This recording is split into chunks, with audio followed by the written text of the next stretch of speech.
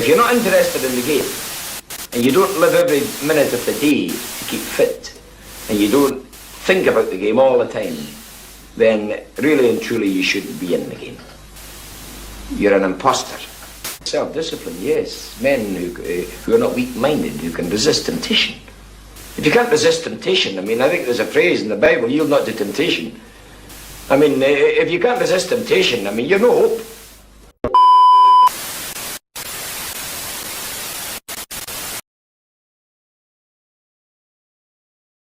What's up, guys? We're going to be talking about Game Week 5's results on the weekend. So, of course, we're going to start off with Brighton versus Nottingham Forest on... Actually, you know what we'll do? We'll do the September... No, we'll do the Saturday, 21st September games first. So, we'll start off with Chelsea versus West Ham. That was the first game on the weekend. So, pretty much, Chelsea completely dominated West Ham in this game. There was no chance for West Ham. Obviously, the only controversial bit in this game was the penalty that West Ham, I think, should have got. If I'm being honest, it was a clear penalty. But Chelsea fully deserved the result. Cole Palmer with the goal, Nicholas Jackson with the assist and 2 goals. For me personally, he was man of the match in game. I don't rate Nicholas Jackson, but he did fantastic in the game. And this is good momentum from Chelsea's top 4 race right now. They need to build up good results for themselves, start getting wins in there, or some draws, who knows. Like, some games they'll get some draws. To be fair, they're not going to win every game, but I think Chelsea fans will take some draws here and then. But yeah, pretty much good win for West Ham. No, sorry, not West Ham, sorry, for Chelsea against West Ham. Where I said in my prediction, I think Chelsea, I've got a feeling Chelsea are going to beat them. I think like the last time Chelsea beat them was in 2017 when Chelsea won the title in that year. So this was kind of Chelsea's bogey ground in a way, and that's why I said I just had a feeling Chelsea are going to beat West Ham, because West Ham will not be playing well. But you got to give credit to Chelsea, and they fully deserve the result. Aston Villa versus Wolves. Again, Aston Villa on form right now. They need to I'll be honest, I want to see, again, like what I said in the fourth game week, where I said that basically I want to see how they do with how they handle the Champions League running of games and Premier League running games and the Carabao Cup and FA Cup games. I want to see how Aston Villa handle in this season, because I think they're an interesting team. If I'm being honest, like, are they going to be like a Newcastle, where Newcastle got into Champions League and they kind of like derailed their season in a way. But going back on Aston Villa, I think Aston Villa, they've got a player called Duran. I like him. I think he's a good striker, and hopefully Liverpool can snap him up one day and he signs for us, but we'll have to wait to see that. But yeah, pretty much Aston Villa, great win for them. Again, it's good to pick up points early in the season, and just again, like, guys, I said it when we lost. It was just that don't get me wrong, you need to win your games, but it's early in the season again, and obviously you're not fully fully clicked into gear yet at the start of the season. But I think Aston Villa, pretty much, again, fantastic win for them. Wolves, again, I don't need to speak on Wolves. Wolves have not been good this season so far, but yeah, pretty good win for Aston Villa. Fulham versus Newcastle. Fulham, fully deserved. From what I've seen from the highlights, Newcastle just played poor in the game. The midfield was getting run through. And I think I predicted like Newcastle to win, if I remember rightly. But yeah, it's just Newcastle need to massively improve on sometimes where they're getting counter-attacked, or their midfield sometimes comes out of place. I've seen it against which game? I think like the Tottenham game. If I'm being honest, like, if Tottenham took their chances, they probably could have won that game. Newcastle kind of did get lucky in that game from like Ange's. Obviously, Ange loves playing with the high line, honestly, through one of, I think it was Bruno Gomes who played a through ball through the Ange's high line and stuff. So like there was kind of some, like, you could say, no, I won't say luck, but because they did, like I said, football is a results game. But you can say like Newcastle have been getting sometimes luck on their side in a way, where I think Tottenham deservingly won that game. But listen, Tottenham lost in the day, and I don't think Newcastle fans will care, especially when they got those 3 points that day. But to be fair, Fulham proved me wrong. They did fantastic. And Smith Rowe, what a signing he's been fantastic. Like I think he's the what is he? I might be wrong. Tell me in the comments, but I'm sure like he's got 3 goals, probably like two, like probably done 2 assists. But he's been a fantastic signing from Arsenal so far. So yeah, good for him, and hopefully we'll see what next week what Fulham do against whoever they're playing. Leicester versus Everton. This is a massive relegation game. Obviously, 2 teams fighting for trying to stay. Trying to basically survive in the Premier League for next season, and obviously this season so far. But yeah, I think it's I think it was a pretty average game. Everton had bigger chances, if I'm being honest, from what I've seen from the highlights. Like they had like more of the chances and stuff. I think who probably played better. I think it was like a 50-50 game, you could probably say. But personally, I think again Everton needed to win this game because I don't even think have they even won a game this season so far, if I remember right. But like Everton have been poor, and like I said, guys, I just got a feeling Everton are gonna get relegated this season. Sean Dyche, is this gonna be the first time where he doesn't keep a team up? These are questions obviously to see down the future right now, but it's the fact that like there's question marks about this Everton team right now. Are they good? Like, are they got some players where they can like cut him over the line? Like Harvey Lewin, for example, he has not lived up to his potential for like God knows how much years. I think they need to get rid of him. Same with Beto. He was a rubbish striker they signed. So they need a clinical striker just to come in for now. Try to keep them up for now. For now, as in for January, whoever they sign. But pretty much, Leicester, I think they'll keep a point right now. They'll keep a point, but I think they'll probably want to win because they're playing at home, and especially against a team they're gonna be basically going against in terms of the relegation fight. I think both teams will take a draw, but I don't think Leicester's part of it will take it. Same with Everton's, but pretty much equal measures and equal points. Liverpool versus Bournemouth. So I'm gonna be honest with you. I think Liverpool. This is the thing. Liverpool played well, but I'll be honest with you. I think Bournemouth had a lot of chances, and I did not like that. I think Arne Slot, from what he's... I think I'll give you an example. And this is on me trying to, like, shit on Klopp in a way, if you want to say that. Klopp would have been happy with the 3-0. Don't get me wrong, 3-0 sounds fantastic. We kept a clean sheet. I'm not going to be crying like for the sake of it and just going and try to act fake towards you guys. I'm happy we won. And I said we needed to bounce back after that Nottingham Forest game, which we beat AC Milan in the Champions League game. And obviously we beat Bournemouth at home. It's good that I want to see Arne Slot in. I didn't want to see him lose. I want to see him where he's in a rough type of, I won't say patch, but in a rough state, as in like when we lost that game, and bounce back from it. See how we bounce back from it. And he's done a decent job at it so far. But again, I think Arne Slot, the way he is, the type of manager he is, and how he handles himself, I don't think he'll be happy about giving Bournemouth too many chances in that game. And I'll be honest with you guys, Bournemouth should have scored 2 to 3 goals probably, if I'm being honest with you. Keller did a fantastic save. There was times, I think, like, who was it? I can't remember, Semenyo, whatever his name is, that he's a decent player. I think he scored against us last season, and I think there was like warning signs already, like at the first 3 minutes, where we were already conceding from him. Like, this was troubling from last season, guys. Do you remember this when I said this to you in my prediction video? My top 4 video. And I was saying it here, I don't want Liverpool to start conceding these early goals, and I hate that crap, because then we have to come back from it, and I hate that type of stuff. I want us to keep clean sheets and stuff, and guys, I know it sounds really like a harsh thing to say, but when we concede against Bournemouth, I hate it, because I'm like, we should be wiping the floor with these teams, but it is the Premier League, and the Premier League is the hardest league in the world. But I'm just gotta be honest with you guys, that's just the expectations I have for my team and my club. But I'm happy. We need to stop giving chances away. Our midfield was getting run through. But guy, I just want to give a special shout out again to Ryan Gravenberch. This guy has been... I'm just going to say right now, he has been the best midfielder so far in this league so far. He hands down has been the best midfielder. And I don't even think there's any questions about that. The guy has been just effing fantastic. He has been brilliant. And I don't think there's nothing else to say. But like, he just... the way he carries the ball through the midfield, and the way he comes back to do like an interception or defensive tackle, He is fantastic. He has been brilliant.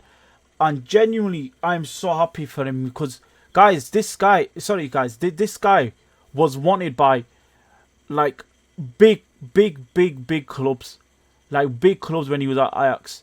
And the reason why, why I said he didn't succeed at Bayern Munich and they didn't think of playing that much because they had a Joshua Kimmich.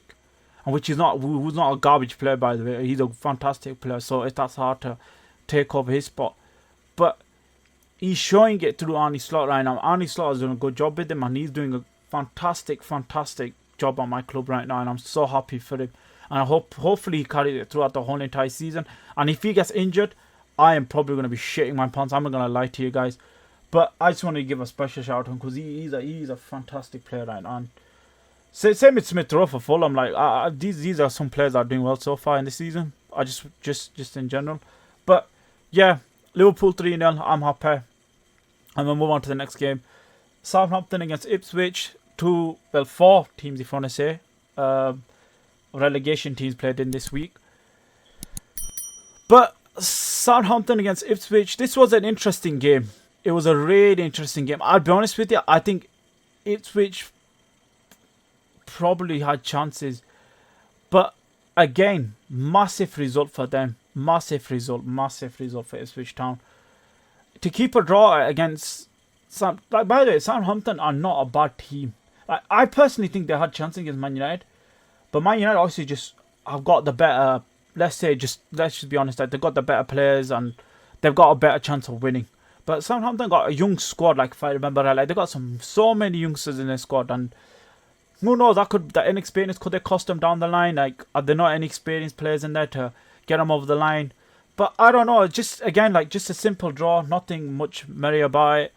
I think both teams will take a draw again. Same with Leicester and Everton let them both dropping points. None of them doing. So let's move on to the next game.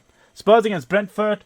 The only controversial bit in this game was, I'll probably say, the Vicario one, where I think he basically handballed it outside the box. I don't know what guys, I'm just gonna say that I don't know what the VAR like is in general doing. I'll be honest with you. VAR has just been shit this season. I'm not gonna lie to you. Like, if you remember the Ipswich Liverpool game where blatantly a player just handballed it and he was on a yellow card already. But same with like the Man City Arsenal game. I'm gonna get to that later. But yeah, it's just VAR has just been arse. I'm not gonna lie to you guys. Like, it's just been arse this season. But anyway, Spurs needed a win. Ange needed this win because there was question marks about Ange. Because Tottenham fans, there was some rumbling of Tottenham fans on social media, especially I watch content creators. I watch a lot of football content creators. They were asking a lot of questions about Ange and what is he gonna do at the end of the season? Is he gonna get them top 4 by Tottenham genuinely need to get top 4 to get those massive big signings in for them for the summer? But it just looks like Ange needs to win this game because, like I said, there was a lot of pressure on him on this game, and fair credit to him, he got the win. Brentford scored early, and obviously a bit of a scare for Tottenham. Same like I did against Man City, they scored by the fantastic finish from Mwembu, fantastic finish from him. But yeah, pretty much Maddison got his goal. He was on a bit of a downward spiral in a way. He was like on a bit of a sloppy patch, if you want to say it like that. But pretty much Tottenham won 3-1. Good result for them. They needed to bounce back, especially after the North London derby. They won't be happy with that performance because for me they played garbage and Arsenal deserved that game. But yeah, move on to the next game. Manchester United versus Crystal Palace at Selhurst Park. This game, I'm not going to lie to you. I watched this game. Manchester United should have won this game, if I'm being honest with you guys. I don't like Man United, I'll be honest with you. I'm happy they drew. I don't know. This is the thing. I wouldn't blame. I'll be honest. I wouldn't blame Ten Hag in this game. I think Ten Hag's a garbage manager. Don't get me wrong. But Man United did have chances that Garnacho should have scored, and I think he to be fair, Henderson did a good save from what I remember right. He did a fantastic save. I think there was even other chance where Garnacho hit the post, if I remember right, or the crossbar. Yeah, hit the crossbar and then Dalot followed through, hit the crossbar again. It was pretty of a dead game, if I'm being honest. It wasn't much in between it. But Man United did the bigger chance. Like Bruno Fernandes did a fantastic shot, if I remember right, and Henderson did a fantastic save again. Onana did to be fair, Crystal Palace started clicking into gear. There was a controversial moment in this game because I don't need to mention the controversial moments like with the Chelsea and Tottenham and Man United game. The controversial moment with this game was Martinez apparently like did like a 2-foot like scissor, not scissor, I won't say scissor. It's like I don't know, like a diving kick if you want to say. I can't remember who the player he did it to, but it was like at the edge of the box, and apparently they're saying that he should have been sent off. VAR didn't go. I think they didn't do a check on it. I personally think it was it. I don't know. I probably do need to rewatch it. But in that moment, was it a red card? I don't know. I'll leave it to you guys. Do you guys think it was a red card? I'll leave it to you guys. I don't know. I'm just gonna leave it. I'll be honest. I'll say 50-50, and I'll just leave it. I'm just gonna leave it to you guys. I think just you tell me in the comments and just be honest with it. I know I don't like Man United. I'm just trying to, guys. I just want to just be 100% honest with you, and I'm not gonna lie to you. But yeah, like pretty much it was. This was like a game for game. Man United just dropping points again, and I'm just gonna say right now, Crystal Palace I'm not gonna lie to you. I've just been garbage throughout the season. You know my opinion on Man United. I've said it again. Man United are going to finish in the top 7. They're not finishing top 4 100 billion%. I don't know why people are smoking.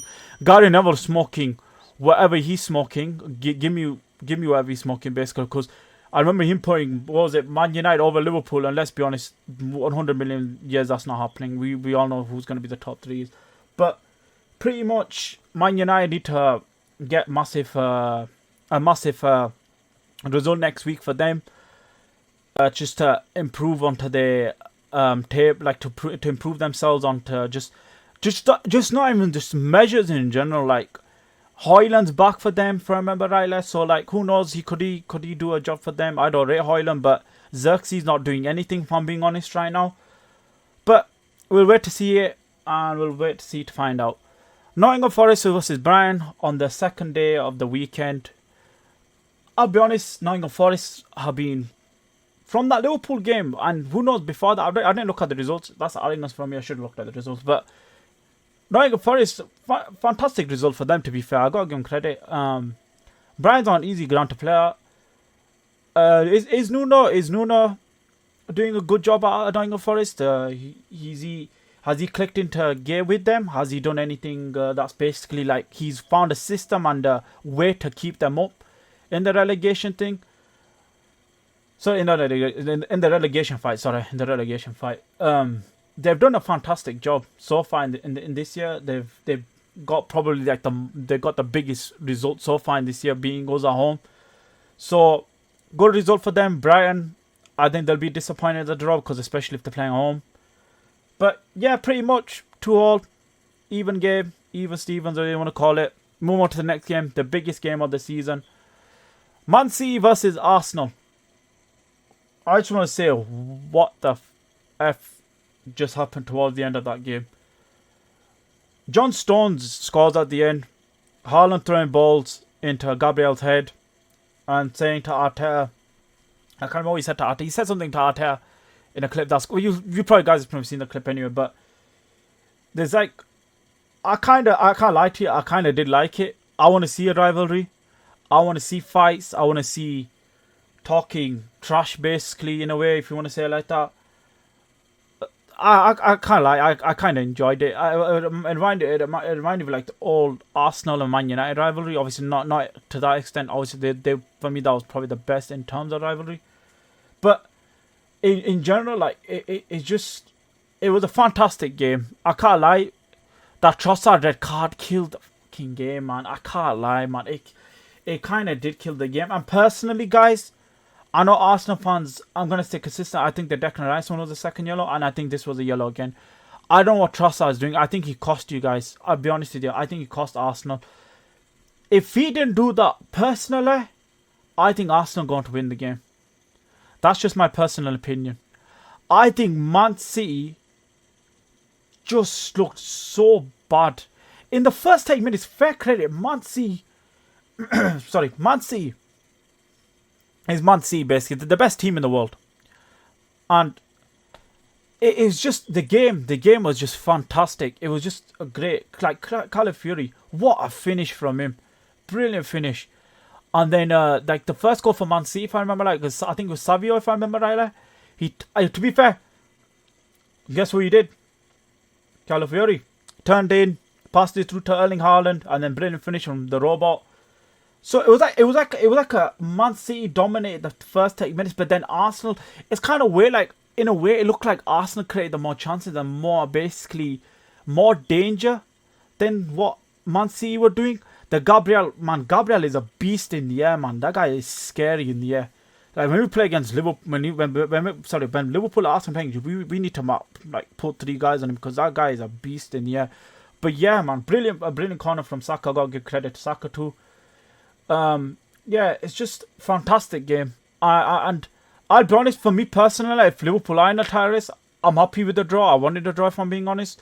But who knows, that John Stone goal, I just want to go back to that. John Stone's goal could be so pivotal in this title race. Like, it's massive. Like, do you guys remember like Fabinho, where like Fabinho literally open and Rodri literally like did a fantastic block on the line type of situation. And we score that, we win the title. Like, these are the fine margins in this title race and in the league. This is why like I love the sport in general, like why I love this league so much. But yeah, that's just game week 5, guys, and I can't lie to you, it was exciting. My team won. Fantastic spectacle we saw on the weekend against Arsenal versus Man City. I can't wait for that Arsenal where Man City they travel to Arsenal's ground, the Emirates Stadium. I can't wait for that game. I'm looking forward to it. But yeah, that's pretty much it, guys. Subscribe to the channel and hit the bell notification to stay notified, and like the video. And remember, guys, to always stay active, stay hungry, and God bless.